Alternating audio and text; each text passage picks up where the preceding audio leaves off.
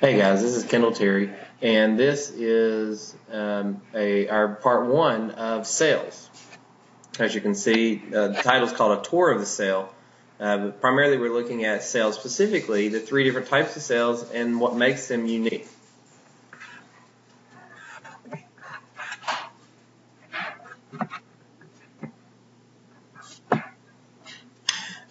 So when we kind of lay this out for you, it's going to kind of be in a graphic organizer with the middle part here. You can see a tour of the sale, and then stuff's going to branch off of that. The first thing here is called sale theory. Now, sale theory was put in place really by the compilation of several researchers, and we'll look a little bit in class at those researchers and what they discovered in particular. When you look at sale theory, there's really three parts to sale theory. The first is that sales, which you can see down here at the bottom corner, make up all sales make up or make more sales. So sales make more sales. That's how we get them. Here we've got life is made up of sales, and then here we've got that sales are the basic structures of life. So when you think about sales, that's the three kind of foundation points that we're going to have in the back of our head. That all life is made up of sales. So if it's living, it's got to be made up of sales. That sales make more sales, and then that sales are the basic structures of life. Once you go below a cell, if you start looking at DNA or proteins or RNA, you're no longer looking at a cell. Now you're looking at the things that make up a cell. You're no longer looking at life. You're looking at the parts that make up life. But if you want to look at life existing, the smallest form that life exists is in the cell.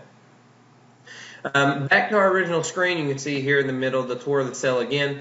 The next thing we'll look at is cell size. So the question could come up is, why is a cell so small? Why in evolution history, why has the cell stayed small, as opposed to, instead of going multicellular to create these big organisms like yourself, why not just make you one cell, one big cell?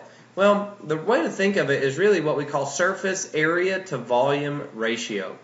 When you think of surface area to volume ratio, it's kind of a complex setup sometimes to think about, but you can see it here on the screen. So the first is the volume of a substance. So like if you think about a ball or even something big like a room or your house or something like that, the volume is proportional to the cube of the radius. Now, radius is something you talk about in math, and that's that distance from middle to the outside edge. So when you're looking at volume, volume is the cube of that distance. So what does this mean? Well, what that means, and you can see the arrow that's guiding us across here, what that means is when you increase the radius by 10 times, so if you take an object and you make it 10 times larger of a radius, what you do to the surface area, that surrounding part, you have to increase it by 100 times to cover that new radius now that you've made. But look here at the volume. You have to increase the volume 1,000 times. So that space in here has been increased 1,000 times larger than your original size before you increased. So you can think of that kind of like maybe the classroom at the school and the gymnasium. Obviously, the gymnasium is much larger than the classroom. So if we're looking at getting information from the outside edge of the classroom to the middle of the classroom, or the outside edge of the gym to the middle of the gym, well, which one's going to travel faster? Well, the one to the classroom is going to travel faster than the one in the gym. Same thing with cells. Cells have to communicate with their surroundings. They have to know what's going on outside, and they have to get stuff inside out. And so that space going in and out, that information being conveyed, that making and getting it in and out of the cell has to be a distance that makes sense. So the smaller cells have more surface area per unit of volume than larger ones. So this means that they're more effective. They have more effective control. So the surface area to volume is much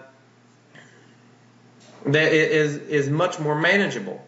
If you get big cells, then you've got this huge surface area, this massive amount of volume, and it doesn't help get things in and out, doesn't help control, it doesn't help everything work together. So there was a size at one point in evolutionary history, there was a size that a cell got to, and it was no longer really able to get bigger and still be effective in its environment. So natural selection would have weeded that out. So let's look at cells then. There's three different types of cells that we're going to focus on in class. One of them is called prokaryotes. The other two are eukaryotes. But all three of them have some things in common. And you can see that right here in the middle of your screen. The first is that all cells contain DNA. DNA is the genetic information. It carries the code. We're going to talk more about this code later on in class. They also have cytoplasm. Now, cytoplasm has been thought to be this like fluid-like substance, and that's kind of what it is, but there's way more to cytoplasm than that. A lot of students just think of it kind of like water inside of there, but it's actually a thick network that helps move everything around, helps keep everything in the right space. There's a lot to the cytoplasm. The plasma membrane or cell membrane, that's the actual coating that surrounds it. We'll talk more about cell membranes later. And then the ribosomes. The ribosomes are the structures that make proteins. Now, many times ribosomes are incorrectly called organelles. They are not organelles because all cells do not have organelles. Some do, but all of them don't. But all cells have ribosomes. Ribosomes are actually two subunits of RNA that come together to make a protein from the signal sent from the DNA. So let's look at prokaryotes first. I told you that was the first type, and you can see that right here. That's going to be represented by this blue circle here on the screen. So prokaryotes lack a membrane-bound nucleus and organelles. The ribosomes and DNA just float around in the cytoplasm. There's nothing surrounding them. There's nothing holding them in place other than just being in the cytoplasm. The cell wall is very rigid and made up of peptidoglycan. Now, a cell wall, you could say that's one thing that prokaryotes have in common with plant cells, is that they both have a cell wall. But there's a difference. Prokaryote cell walls are made up of a subunit, or made up of a material called peptidoglycan, and that is different than the material that makes up plant cells, and different than the material that makes up fungi cells as well. Some possess a flagella that aid in movement. Now, some would say that, well, they have a flagella.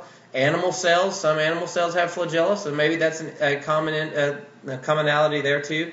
But the movement that they have is different. So when you're looking at how they move, it's a little different. You can think of a bacterial flagella or a prokaryote flagella spins in a circle like this, whereas a eukaryote flagella flips like a whip and moves like a whip. So there's a little difference in how they function. So both the green and red circles are eukaryotic cells. Okay, they have some things in common. They both have membrane-bound nucleus, and they both have membrane-bound organelles. So keep that in mind as we talk about these. The red circle is going to represent eukaryotic animals. The green circle is going to represent eukaryotic plants. In the animal cells, there's a couple things that are all of them have, and you can see these on the screen. We're going to talk some about this in class of a nucleus and Golgi apparatus and endoplasmic reticulum. We're going to talk about this in some more lectures coming. But there are three things that we say are unique to animal cells as opposed to plant cells. The first is that they contain lysosomes. Lysosomes are, we can kind of think of them as like the digestive people of the cell. They go around, they're membrane bound, and they go around, they find stuff in the cell that needs to be digested, they engulf it and digest that stuff. They also have centrioles. Centrioles help in mitosis. We'll talk a little bit more about those and their function when we talk about mitosis. And then flagella. Flagella, like I said, it whips back and forth like that, and that whip movement moves some animal cells. Not all of them have flagella, but some do. In plants, we look at them, we say they have really four unique things. They have a chloroplast, which helps in the creation of sugar that they're going to eat. That's one of the things that helps them be able to survive without having to eat other things. They're the producers.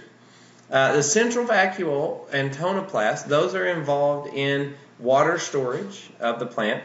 Cell wall, that's that thick, rigid thing that surrounds it. Now, in the plants, that cell wall is made up of cellulose, which is different than what we talked about with prokaryotes and peptidoglycan.